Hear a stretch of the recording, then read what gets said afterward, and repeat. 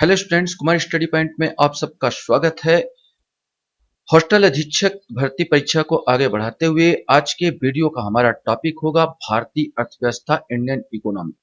आज Indian economy पर महत्वपूर्ण प्रश्नों को मैं यहाँ पर लेके आया हूँ जो आपके लिए बहुत परीक्षा उपयोगी होगा, बहुत इंपॉर्टेंट होगा। तो चलिए देर न करते हुए एक एक क्वेश्चन को सॉल्व करते हैं और देखते हैं हम कितने पारंगत है और कितने हमारी तैयारी अच्छी है। तो पहला क्वेश्चन हमारे सामने यहाँ पर आता है,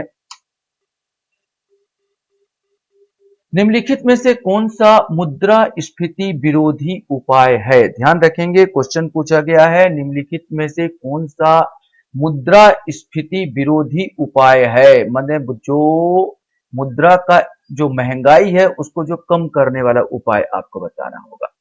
स्टैगफ्लेशन, हाइपर मुद्रास्फीति, अविस्फीति, अपस्फीति।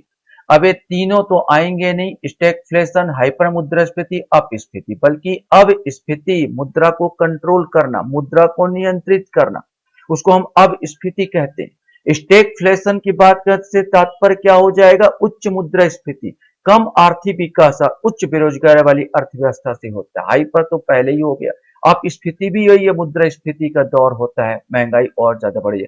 अब स्फीति, यहां मूल्यों को कम करना, यह हो जाएगा, तो सी आंसर आएगा। भारत में बैंकों का पहली बार राष्ट्रीयकरण कब हुआ? 1950, 1960, 1969, 1979, इसमें से आपको बताना है। यहाँ पर पहली बार राष्ट्रीयकरण रिजर्व बैंक ऑफ इंडिया से तात्पर्य नहीं है, जब उसकी बात पूछा जा रहा है जब भारत में पहली बार 14 राष्ट्रीय बैंकों का राष्ट्रीयकरण किया गया था। सही आंसर इसका सी आएगा, 1969। 19 जुलाई 1969 को 14 निजी बैंकों का राष्ट्रीयकरण किया गया था पहली बार।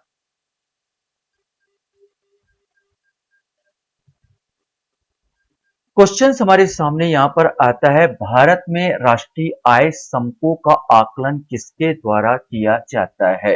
नीति आयोग, भारतीय रिजर्व बैंक, वित्त मंत्रालय, केंद्रीय सांख्यिकी कार्यालय सीएसओ, इसमें से आपको बताना है।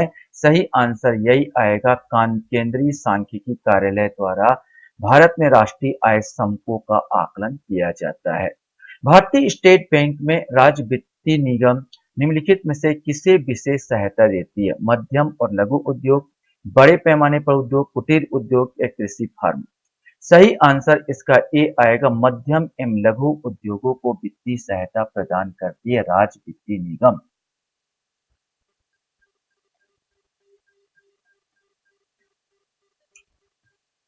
क्वेश्चन हमारे सामने यहाँ पर आता है, भारत का राष्ट्रीय आय का सबसे बड़ा अंश कहां से आता है?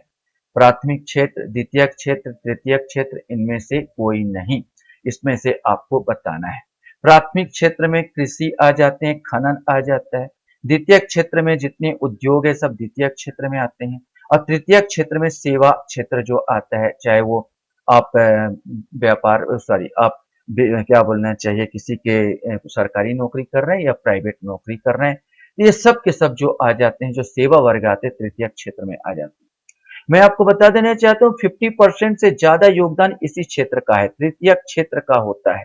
यहाँ पर भारत में अगर देखा जाए तो जीडीपी में 50% से ज्यादा योगदान करता है तृतीय क्षेत्र। क्वेश्चन है, राष्ट्रीय कृषि एवं ग्रामीण विकास बैंक नाबार्ड की स्थापना किस समिति की सिफारिश पर आधार पर की गई? लोक लेखा समिति, शिवरामन समिति, नरसिम्हन समिति या उपयुक्त में से कोई नहीं, इसमें से आपको बताना है। सही आंसर बी आएगा, ये शिवरामन समिति के सिफारिश पर नाबार्ड की स्थापना की गई थी। क्वेश्चन से, महालनोबिस मॉडल का संबंध किस पंचवर्षीय योजना के साथ जोड़ा गया है? पहली पंचवर्षीय, दूसरी पंचवर्षीय, तीसरी पंचवर्षीय या चौथी पंचवर्षीय, इसमें से आपको बताना है। सही आंसर इसका बी आएगा, ये दूसरी पंचवर्षीय योजना से संबंधित है। अगर थोड़ा सा जानकारी दे दूं तो पहली पंचवर्षीय योजना जो है हैरेड डोमर मॉडल पर आधारित थी, दूसरी पंचवर्षीय योजना पीसी महालनोबिस मॉडल पर आधारित थी, तीसरी पंचवर्षीय योजना जॉन सैंडी और सुषमा चक्रवर्ती पर आधारित थी, और चौथी पंचवर्षीय योजना गाडगिल फार्मूले पर आधारित थी। क्वेश्चन हमारे सामने आता है, वर्तमान में भारतीय अर्थव्यवस्था विश्व की कौन सी बड़ी अर्थव्यवस्था है, ये आपको बताना है। तीसरी, चौथी, पांचवी या छठवीं, इसमें से कोई एक आएगा। सही आंसर सी आएगा। भारत पांचवी सबसे बड़ी अर्थव्यवस्था है, जल्द ही वो चौथी अर्थव्यवस्था को छू जाएगी। पहला बोला जाए तो अमेरिका है, दूसरा चीन है, तीसरा जापान है, चौथा जर्मनी है और छठवा जो है, पांचवा है, वो है भारत है।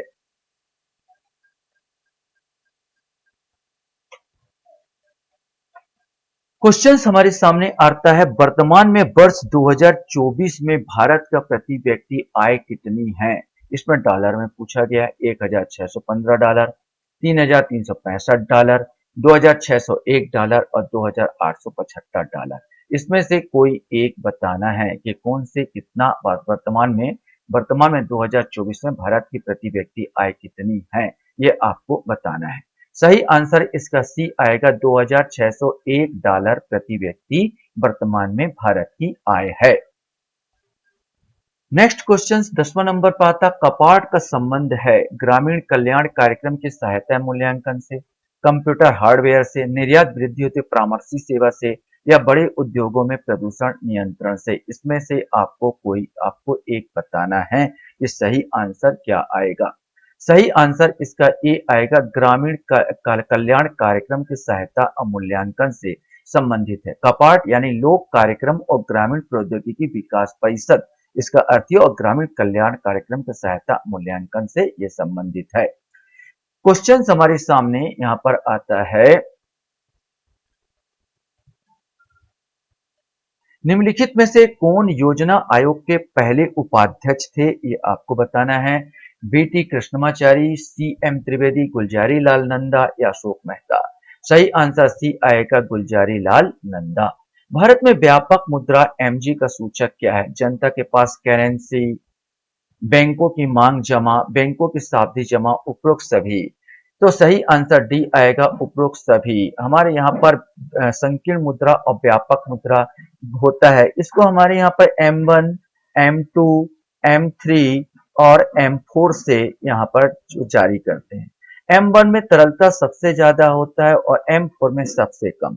और जो व्यापक मुद्रा, इनको संकीर्ण, M1 को संकीर्ण मुद्रा कहा जाता है क्योंकि जनता इसमें तुरंत पैसा निकाल सकती है, और M3, M4 में सावधि जमाए को शामिल किया जाता है। जनता के पास करेंसी, बैंक में मांग जमा, बैंकों के सावधिक जमा, जिसको अक्सर जनता नहीं निकालती, इस पर भरोसा होता है गवर्नमेंट का, इसलिए विशेष करके M3 को व्यापक मुद्रा कहा जाता है।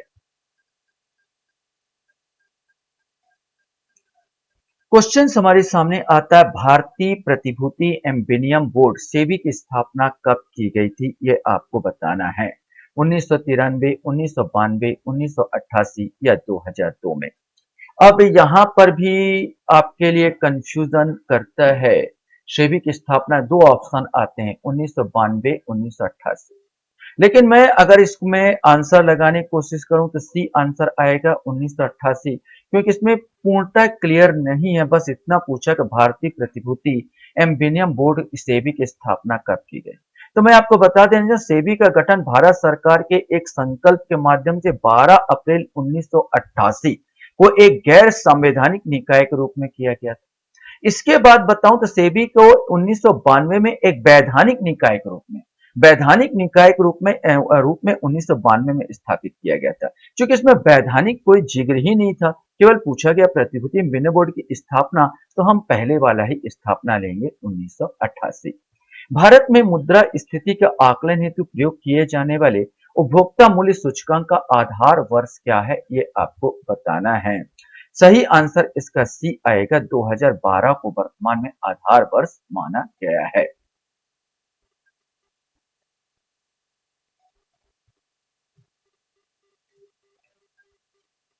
क्वेश्चन हमारे सामने आता, भारत में वित्त आयोग के गठन का प्रावधान संविधान के किस अनुच्छेद में है, ये आपको बताना है। कॉमन क्वेश्चन है। सही आंसर इसका ए आएगा, अनुच्छेद 280 जो है ये वित्त आयोग का गठन का घोषणा करता है।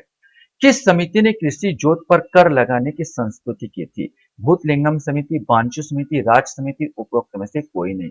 सही आंसर इसका सी आएगा, राज समिति ने कृषि जोतों पर कर लगाने की संस्तुति की थी। अब हमारे यहाँ पर देश में जो है सबसे ज्यादा कृषक होते हैं और वोट बैंक भी वही है। अब कृषि जोतों पर कर लगा दिया जाता है, वोट तो बिल्कुल नीचे चला जाएगा, बल्कि उल्टा होता है। कृषि जोतों पर कर नहीं लगाते, बल्कि कृषकों को हम बहुत ज्यादा फायदा पहुंचाने की कोशिश करते हैं, क्योंकि मेन अगर राजनीति का बोला जाए तो वोट बैंक यही है। तो राज्य समिति ने ये बोला था कृषि जोतों पर कर लगाओ। और वैसे भी अमीरता के देखा जाए तो सबसे अमीर जो है पंजाब और हरियाणा के ही कुछ किसान ज्यादा अमीर है, और बाकी देश में जो किसानों की स्थिति दयनीय ही है।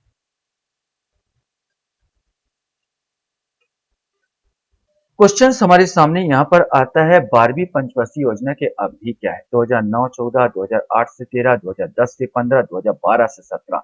सही आंसर डी इसका आएगा, 2012 से 17 इसका कार्यक्रम था। भारतीय रिजर्व बैंक की स्थापना कब हुई? 1935, 1953, 1965 या 1945? सही आंसर ए आएगा, 1935 में भारतीय रिजर्व बैंक की स्थापना हुई थी।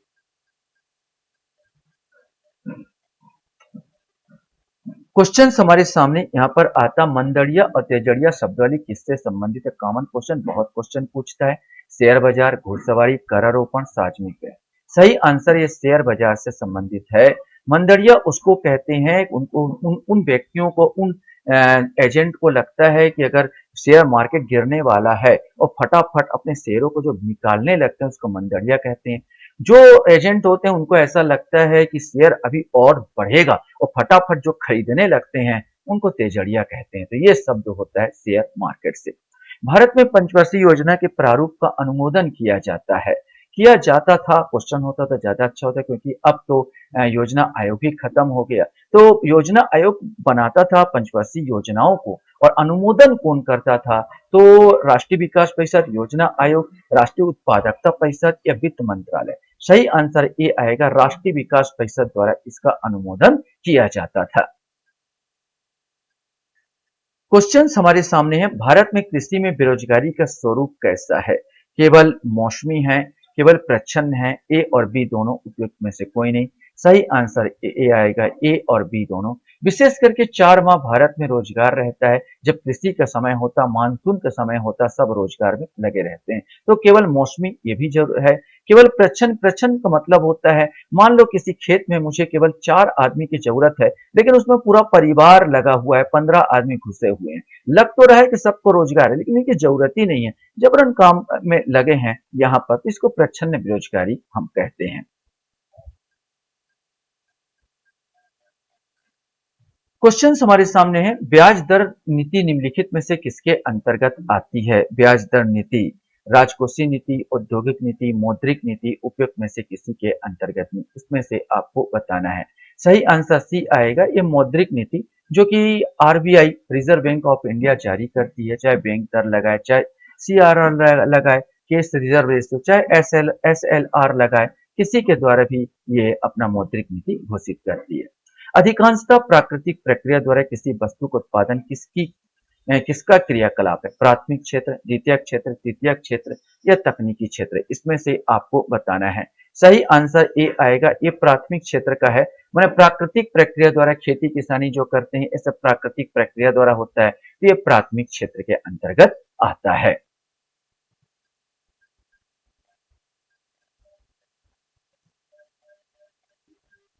नेक्स्ट क्वेश्चन आपके सामने है, जीएनपी और जीडीपी में अंतर है, ये आपको बताना है। Gross national product and gross domestic product में अंतर क्या है? सकल विदेशी विनियोग का, विशुद्ध शुद्ध विदेशी विनियोग का, शुद्ध निर्यात का, ये विदेश से शुद्ध साधन आय का? इसमें से आपको कोई एक बताना है। सही आंसर डी आएगा, विदेश से शुद्ध साधन आय का। राष्ट्रीय कृषि और ग्रामीण विकास बैंक नाबार्ड की स्थापना किस पंचवर्षीय योजना के अवधि में की गई थी? चौथी, पांचवी, छठवीं या आठवीं? इसमें से कोई एक आपको बताना है। सही आंसर सी आएगा, ये छठवीं योजना में इसका विकास किया गया था। क्वेश्चन हमारे सामने यहां पर आता है, निम्नलिखित में से कौन सा मूल्यह्रास को परिभाषित करता है? ये आपको बताना है। अग्नि दुर्घटना में पौधे का नष्ट होना, टूट फूट के कारण समय के साथ उपकरणों की हानि, श्रमिक परेशानी के कारण संयंत्र का बंद होना या तालाबंदी के कारण किसी संयंत्र का बंद होना? सही आंसर बी आएगा, टूट फूट के कारण समय के साथ उपकरणों की हानि। कि कोई भी आप उपकरण करते हैं तो जीडीपी में जो आपका जो होता है सीधा जो जीएनपी क्या करते हैं, इसी को घटाया जाता है। माने समय के साथ अगर ऐसा तो जीडीपी आपने देखा होगा, मोटा मोटा एक अनुमान लगाते हैं, लेकिन उपकरणों का भी तो हानि हो रहा है ना भाई।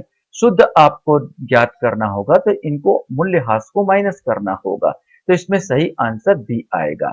क्वेश्चन हमारे सामने यहां पर आता है, यदि आरबीआई नगद आरक्षित अनुपात अर्थात सीआरआर कम कर देता है तो क्रेडिट निर्माण का क्या होगा?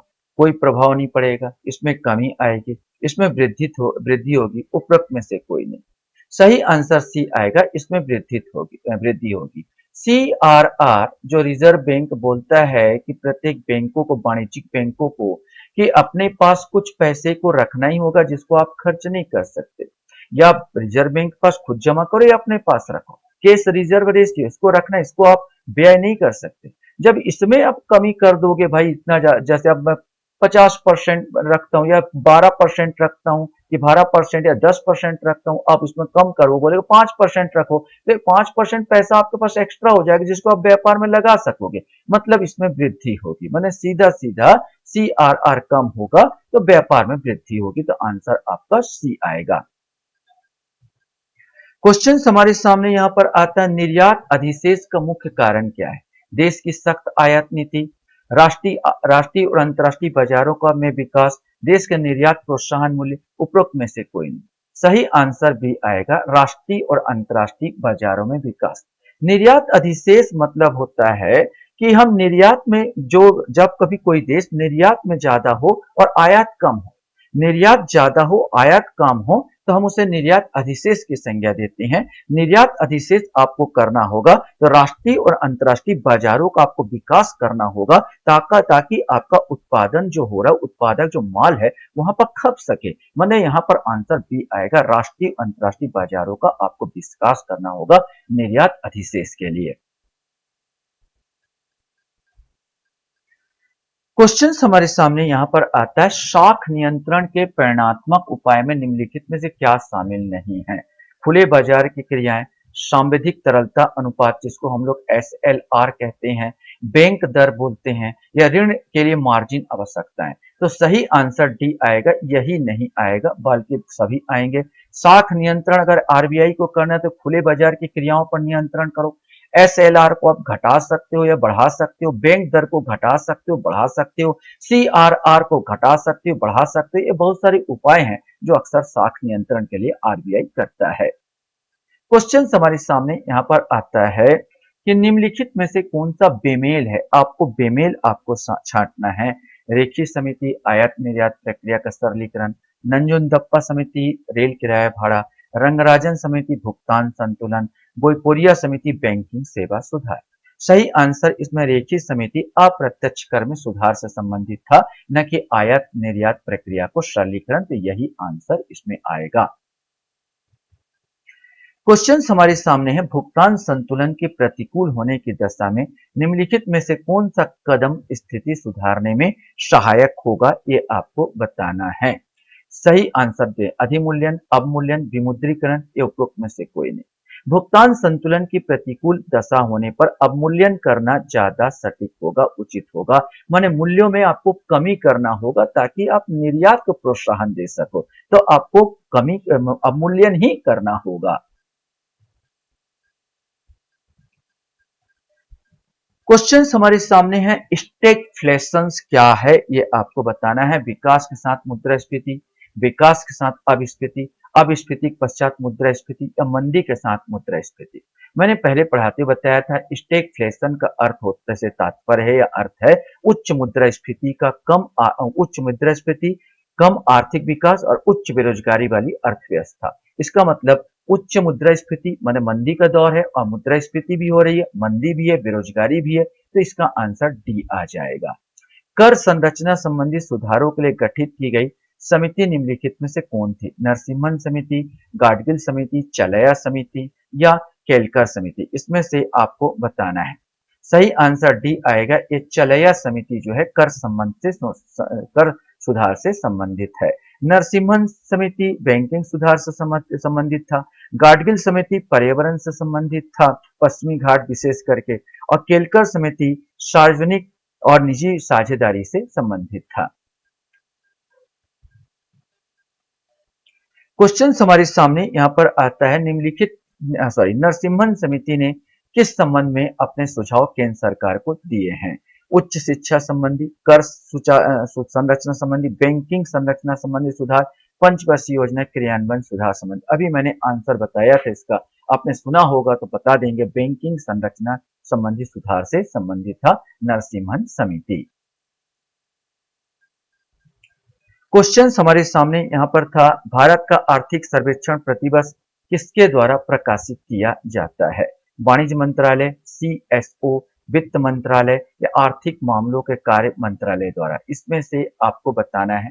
आर्थिक सर्वेक्षण की बात कर रहा है तो आर्थिक सर्वेक्षण प्रतिवर्ष वित्त मंत्रालय द्वारा लगाया जाता, ना कि सीएसओ।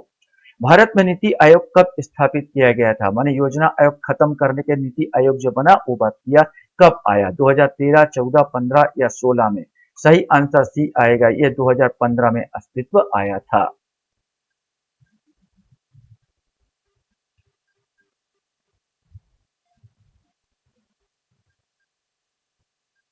क्वेश्चन हमारे सामने आता है, यदि राजकोषीय घाटे से ब्याज भुगतान निकाल दिया जाए तो शेष बराबर होगा। इसमें से बताना है राजस्व घाटे के, प्राथमिक घाटे के, बजट घाटे के या मौद्रिकृत घाटे के। इसमें से कोई एक आएगा। सही आंसर सी आएगा, ये बजट घाटे के बराबर होगा। भारतीय रिजर्व बैंक का लेखा वर्ष की अवधि क्या है? अप्रैल से मार्च, जुलाई से जून, जनवरी से दिसंबर या अगस्त से जुलाई? इसमें से आपको बताना है। सही आंसर बी आएगा, जुलाई से जून।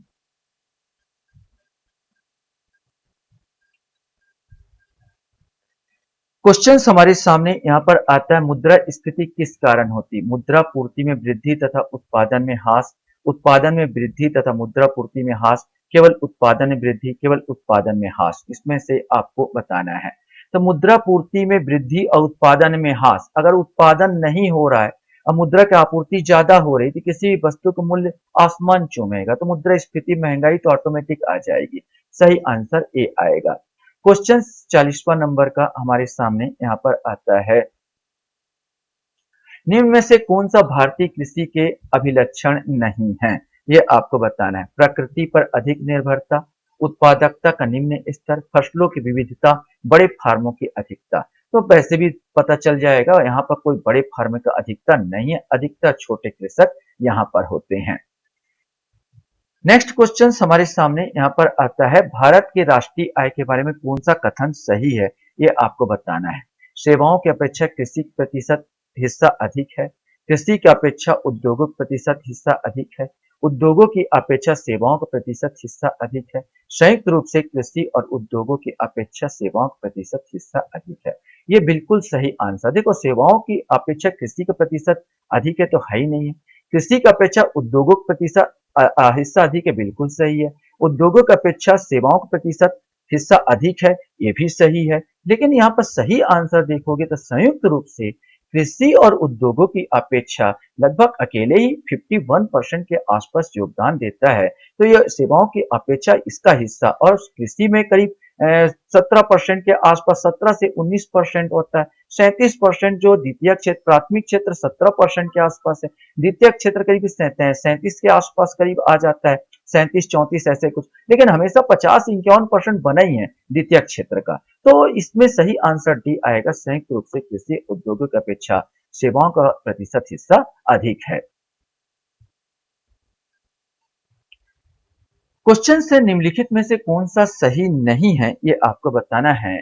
पहली पंचवर्षीय योजना 51 से 56, दूसरी पंचवर्षीय योजना 56 से 61, तीसरी है 61 से 66 और चौथी है 66 से 71। सही नहीं है क्वेश्चन पूछा तो सही आंसर डी आएगा। चौथी पंचवर्षीय योजना का कालखंड 1969 से 74 था।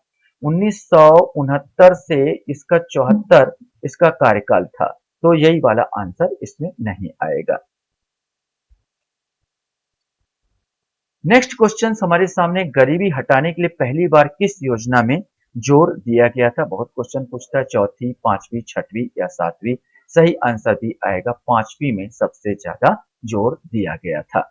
क्वेश्चन हमारे सामने यहाँ था, देश के कौन से 3 वर्ष की अवधि के योजना अवकाश के रूप में मनाया गया था। हर बार क्वेश्चन पूछता है इस चीज को, कॉमन क्वेश्चन से सही आंसर आपको बताना है, तो सही आंसर इसका भी आएगा 1966 से 1969। इसे योजना अवकाश प्लान हॉलीडे के नाम से जो है जाना जाता, प्लान हॉलीडे। इसी समय यहाँ पर भारत को सूखा का भी सामना करना पड़ा, भारत पाकिस्तान के युद्ध का भी सामना करना पड़ा, तो 1966-69 ये काल था जिसमें जिसमें वार्षिक योजनाएं बनाई गई थी। लास्ट क्वेश्चन आपके सामने यहाँ पर आता है, भारत की मौद्रिक नीति कौन बनाता है। केंद्रीय सरकार, भारत का औद्योगिक विकास निगम, भारतीय रिजर्व बैंक, भारत का औद्योगिक विकास बैंक। सही आंसर सी आएगा, भारतीय रिजर्व बैंक आरबीआई भारत की मौद्रिक नीति बनाती है। आशा करता हूँ ये वीडियो भी आपको अच्छा लगा होगा। आप लोग मेरे वीडियो को वॉच करते इसलिए धन्यवाद। Thank you very much.